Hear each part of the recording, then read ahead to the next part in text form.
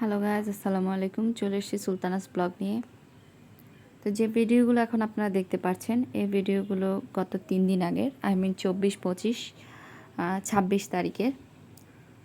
তো আসলে নোয়াখালী, ফেনী, কুমিল্লা সহ আশপাশের যেসব অঞ্চল বা জেলাগুলোতে আমরা মহামারী বলেন আর আমাদের ভাগ্য বলেন, যেটাই বলেন না কেন, বন্যা, যেটার কারণে আমাদের দেশ অনেক বেশি ক্ষতিগ্রস্ত হয়েছে। যাটুকু উন্নয়ন সম্ভব ছিল সেটাও অনেক বেশি ব্যাহত হয়েছে। তো এটা হচ্ছে আমাদের নোয়াখালী জেলার কবিরহাট উপজেলার চাপরাশিহাটের কাছাকাছি যেসব অঞ্চল বা গ্রামগুলো রয়েছে ছোট ছোট, সেগুলোর ভিডিও চিত্র আপনারা দেখতে পাচ্ছেন। তো এই ভিডিও চিত্রগুলো আমি ঢাকায় ছিলাম। তো আমার হাজব্যান্ড আবিয়াতের বাবা নোয়াখালী গিয়েছিল। বন্যার অবস্থা পরিস্থিতি যখন দেখছে যে ক্রমশ খারাপের দিকে চলে যাচ্ছে, তখন সে নোয়াখালী চলে গিয়েছে এসব বন্যার্ত অসহায় মানুষের পাশে গিয়ে দাঁড়ানোর জন্য। তো আপনারা এখন যে ভিডিওগুলো দেখতে পাচ্ছেন, এগুলো হচ্ছে ওদের একটা টিম গঠন করেছে, যারা আসলে মানুষের বিপদে, দুঃখ, কষ্ট বা কোনো অসহায়ত্ব দেখে চুপ করে বসে থাকতে পারে না, এই হচ্ছে সেই টিম। তো এরা আসলে সবসময় শুধু আজকে যে বন্যা তা কিন্তু না, আমাদের এলাকার যে কোনো কিছু, কেউ মারা যাক, কেউ অসুস্থ হোক, কারো কোনো প্রবলেম, সব কিছুতে আমি দেখেছি এরা সবসময় এগিয়ে যাওয়ার জন্য। তো এরা 24-25 তারিখ বের হয়েছে যে কারা খাবার পেয়েছে, কারা খাবার পায়নি, কারা ঘরে কেমন পানি কী। তো ওরা মনিটরিং করার জন্য নিজেরাই চলে গেছে সশরীরে। তো তখন আমিও বলেছিলাম যে আমাকে কিছু ভিডিও ক্লিপস দাও, আমি দেখতে চাই। কারণ আমার তো শহর নোয়াখালী, আমারও তো মানে মন কাঁদে। ঢাকায় থাকলে কি হয়েছে, আমার তো মন কান্না করে, মন খারাপ হয় যে আমার নোয়াখালীর এই অবস্থা। তো প্রতিনিয়ত আসলে মন খারাপ হচ্ছিল যে কি করছে আসলে। তো ওদের এই জিনিসটা দেখে ভালো লেগেছে, ওরা নিজেরাই আসলে মনিটরিং করছে, নিজ বাড়ি বাড়ি গিয়ে খোঁজ খবর নিচ্ছে। এমন কিছু জায়গায় ছিল যে মানে বুক সমান পানি। তো এটা দেখে আসলে আমি খুবই মন খারাপ হয়েছে আমার।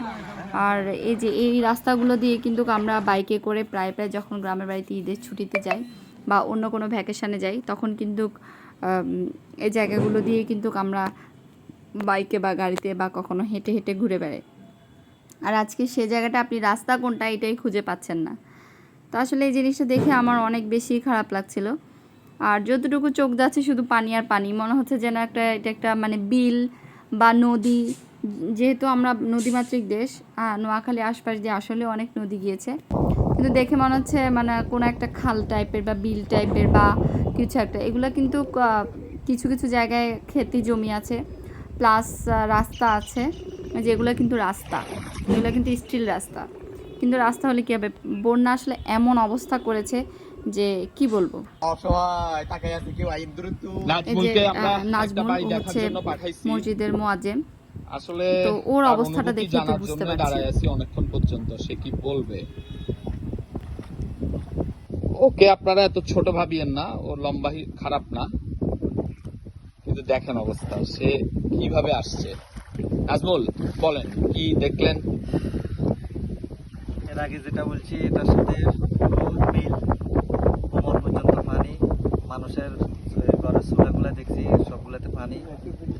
আর এই মুহূর্তে যদি এই অঞ্চলের কোন একটা লোক যদি মারা যায়, তাকে রাখার মতো ওরকম কোনো জায়গা নেই।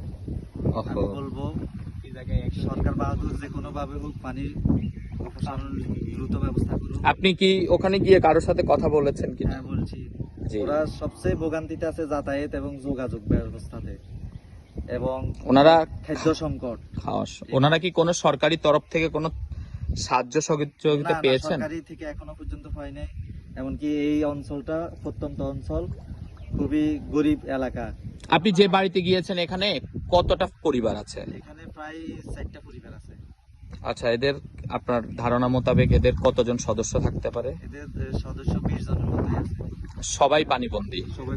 তো এরা এখন কিভাবে খাচ্ছেন বা কি করছেন বলে আপনি জানতে পেরেছেন? টিনের ভিতরে দুই একজন আছে গ্যাসে, আর বাকিরা টিনের ভিতরে বা একজনকে সহযোগী ইট দিয়ে এই পাকার উপরে রান্না করতেছে। আচ্ছা জি, ধন্যবাদ। তো নাজমুলের কথাটা শুনে আসলে অনেক মন খারাপ হয়ে গেছে। কেউ মারা গেলে তাকে যে কোথায় কবর দিবে সে জায়গাটা আসলে খুঁজে পাওয়া যাবে না। পানি দেখে নিশ্চয়ই বুঝতে পারছেন, এটা একটা হাই স্কুলের সামনে পর্যন্ত পানি। তো এখানে ওরা সারা দিন ব্যাপী মনিটরিং করে আসছে যে কোন কোন বাড়িতে যাওয়া যাবে বা কোথায় যাওয়া যাবে, কোন এলাকাতে কেমন অবস্থা পরিস্থিতি। তো অবশ্য এই ত্রাণগুলো দেওয়ার ক্ষেত্রে আমাদের আশপাশের আত্মীয় স্বজন নিজেরা নিজ উদ্যোগে এবং রিলেটিভস থেকে শুরু করে পাড়ার প্রতিবেশী যাদের সাধ্য আছে শুধুমাত্র তারাই সাহায্য সহযোগিতা করেছেন। তো যারা করেছেন তাদেরকে অসংখ্য ধন্যবাদ। যে এরকম বিপদে দেশের এমন একটা অবস্থাতে আমরা যদি এলাকার মানুষের জন্য এগিয়ে না আসি তাহলে এটা খুবই দুঃখজনক। তো এদের এই টিমটা সারা রাত ভরে এই প্যাকেজিংগুলা করেছে, করে টোরে দেন তারা সব কিছু কিন্তু তারা নিজেরাই করেছে।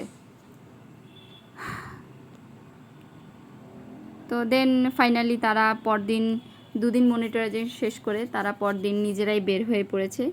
তো ওদেরকে আসলে অনেক স্যালিউট, কারণ ওরা দেশ ও দশের সেবায় নিজেদেরকে যেভাবে নিয়োজিত রেখেছে, এটা আসলে সত্যি কথা বলতে কি বন্যা তো এর আগেও হয়েছে বাংলাদেশে, কিন্তু এরকম ঐক্যবদ্ধ হয়ে একসাথে কাজ করা আমি মনে হয় বাংলাদেশে এই প্রথম দেখতে পাচ্ছি। সে ছোটোবেলা থেকে বড় হয়েছি, আমি 1998 সালের বন্যা দেখেছি, 2004 সালের বন্যা আমি দেখেছি।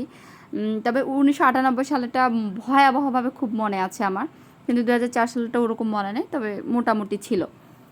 তো সেই দৃষ্টিকোণ থেকে আমি এটা বলতে পারি আজকের জেনারেশনে এরা যে মানে এভাবে যে করছে মানুষের জন্য, এটা আসলে আমার চোখে এটা দেখার মতো। তো এই যে ওরা ফাইনালি একটা ছোট্টখাটো একটা গাড়ি নিয়ে, দেখেন ওদের কাছে কিন্তু কোনো ছাতাও নেই, গুড়ি গুড়ি বৃষ্টি পড়তেছে, সবাই একটা পলিথিন মাথায় দিয়েই চলে যাচ্ছে। তো আসলে এদের জন্য রেসপেক্ট আসবে না, ভালোবাসা আসবে না তো কার জন্য আসবে বলেন? আর যেতে যেতে আপনারা দেখতে পাবেন প্রত্যেকটা জায়গায় এমন সব পানি, মানে কি বলবো, শুধু পানি আর পানি। পানি ছাড়া আসলে এমনিতেও তো নোয়াখালী একটু পানি টাইপের দেশ, একটু নদীর কাছাকাছি যেহেতু, কিন্তু আসলে এর মধ্যে কি হয়ে গেল বুঝতে পারছি না। এরই মধ্যে তারা গাড়ি নিয়ে, তো আর ওই যে গাড়িতে করে ত্রাণ নিয়ে আসছে সেটা নিয়ে তো আর যাওয়া যাবে না। তো এর মধ্যে ভেলাও রেডি করে ফেলতেছে, সব কিছু কিন্তু তারা নিজেরাই করতেছে। এই যে এখন এই গাড়িটা থেকে যতটুকু নেওয়া যাবে, এরপরে তারা নিজেরাই ভেলা দিয়ে নিজেরাই চলে যাবে। তো আসলে বিষয়গুলো। সকালে কি খাইছো তোমরা? কয় ভাই বোন? তোমার আব্বা কি করে? তাহলে তো ভালোই খাইছো। কালকে রাতে কি খাইছো? বন্যার পানিতে অসুবিধা হইতেছে না ভালো লাগতেছে? ফানিয়ে আসো, ভালো লাগতেছে না? তো গাইস এই বাচ্চাটা কিন্তু জানে না বন্যা কি জিনিস বা কি, সে কিন্তু এনজয় করছে। কি অবস্থা এখন এই অবস্থায়? তো গাইস এই রাস্তাটা ছিল সম্পূর্ণই মাটির রাস্তা। নাজমুলের আস্তে আস্তে অনেক বেশি কষ্ট হচ্ছিল এবং সে বারবারই চেক করে পা দিচ্ছিল, কারণ যদি কোনো গর্ত থেকে থাকে তাহলে তো বিপদ অবশ্যই আসবে। এখন আমি তো হাঁটতে ফিরতেছি না।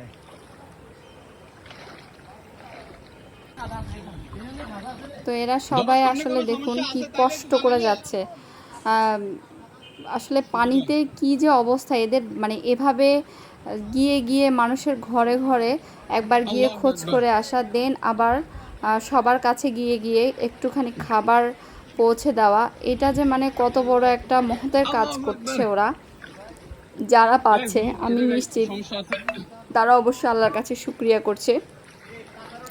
তো আসলে এই কাজগুলো শুধু যে এই টিমগুলো করছে তা না, পুরো বাংলাদেশব্যাপী যারাই এই কষ্টগুলো করছে, আমি আল্লাহর কাছে দোয়া করছি যেন আল্লাহ তাদের নেক হায়াত দান করে এবং তাদের ভালো রাখে, সুস্থ রাখে। এই যে দেখুন ভিতরে আসলে নোয়াখালীর গ্রামগুলো তো আপনারা দেখেননি, ভিতরে অনেক দূর পরে অনেক ভিতরে গ্রাম থাকে এবং বোঝাও যায় না যেখানে মানুষ বাস করে। তো এখানে এই যে লোকটা হেঁটে আসতেছে, তো আসলে দেখে খুব খারাপই লাগতেছে যে পানি আসলে এমনি হাঁটা আর পানির মধ্যে হাঁটার মধ্যে কিন্তু অনেক তফাৎ আছে। গাছগুলো সব ডুবে গেছে। শুধু যে আমাদের যে বন্যায় যে নিজেদের ক্ষয়ক্ষতি হয়েছে তা নয়, আমাদের কিন্তু পরিবেশেরও অনেক বিপর্যয় দেখা দিবে, অনেক গাছ মরে যাবে, অনেক প্রাণী মরে যাবে, অনেক কিছুই। অলরেডি আমার শ্বশুরবাড়িতে যা সবজি বাগান করেছিল সবই মরে গেছে বন্যার পানিতে। তো শুধু যে আমরা যে নিজেরা নিজেদের নিজে মানে স্বয়ংভাবে যে ক্ষতিগ্রস্ত হয়েছি তা কিন্তু না, আমরা পারিপার্শ্বিক পরিবেশভাবেও অনেক ক্ষয়ক্ষতির শিকার হয়ে গেছি আসলে। ও যারা ভালো আছে আর যারা ভালো আছেন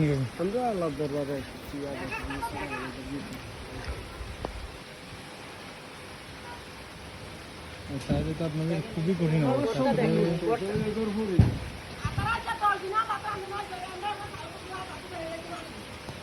হাঁসগুলো আসলে পানির খোঁজে আর পুকুর পর্যন্ত যেতে হয়নি, এখন হাঁসগুলো উঠানেই থাকে।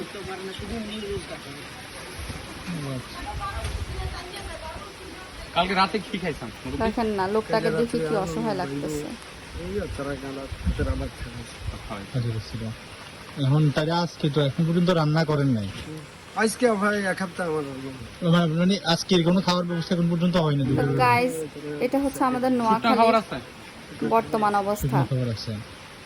আচ্ছা, আমি একটা 3 দিন রান্না করতে পারবো, কিন্তু এরা একটা টিন হলে রান্না করতে পারবো। লালকিও তো একটা ব্যাপার আছে, কিনছেন লালকিও ধরেন একটা ব্যাপার আছে, তাহলে খাওয়ার হইলে মোটামুটি একটা